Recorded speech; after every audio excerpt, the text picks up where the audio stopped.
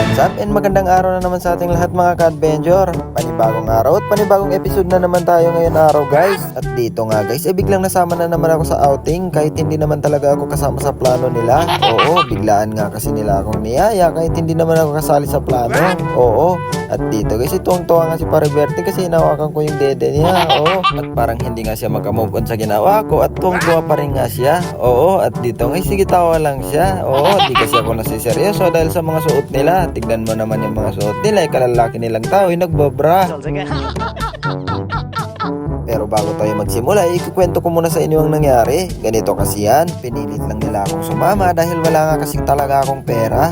Nagkataon kasi na naubos ko na yung pera ko sa kanting kasi alam ko naman na sasahod na ako kinabukasan yan. Oo, kaya ngayon nga pinilit nga nila akong sumama at nag-provide nga sila ng pera para sa akin. At mahirap na rin tanggihan pa yun dahil ginawa na nga nila ng paraan. No choice na rin ako kaya sumama na lang ako. Oo, gabi pa lang kasi umalis na nga sila kaya sobrang naiirita talaga ako at di ko alam kung sasama ba talaga ako dahil alas 12 kasi ng gabi sila umalis at alas 5 kami ng madaling araw dumating. At dito ko din biglang naisip na tama nga yung kasabihan nila na pagkabigla ang plano ay matutuloy. Oo, kasi kung plaplanuhin mo pa lang at iisipin ay talagang hindi matutuloy. Baka hanggang plano na lang kayo.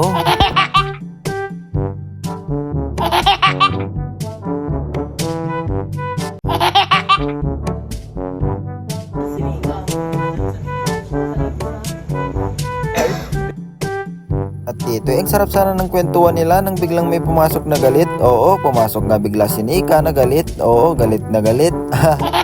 At sino ba naman ang hindi magagalit? Kalalaki daw naming tao. Pagbaba pa lang namin sa sasakyan, nakahiga na kami kaagad. Oo, siya kasi yung gumawa mag-isa sa mga pagkain na nandun. Oo.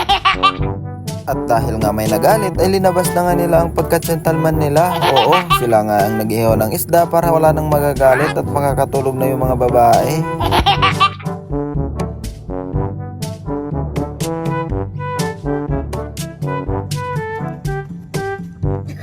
At dito guys, 7 AM pa lang bumangon na nga kami. Oo, halos nga hindi pa nga kami nakatulog at kung makikita nyo nga yung mukha ko sobrang haggard pa. Oo, at dito nga ako humanga sa kanila kasi naman ginawa nilang kape yung alak. Oo, 7 AM pa lang kasi uminom na nga sila. Dahil hindi ko nga kaya makipagsabayan sa kanila nagdesisyon na lang akong maligo. Oo, sobrang aga pa lang tumalon na nga ako sa dagat.